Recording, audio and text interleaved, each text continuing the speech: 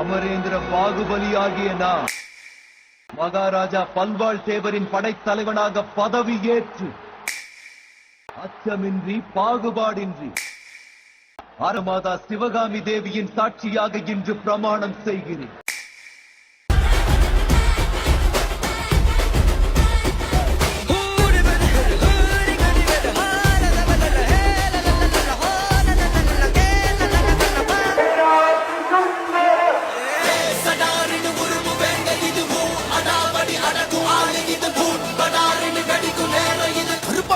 வழி மறிக்காதே.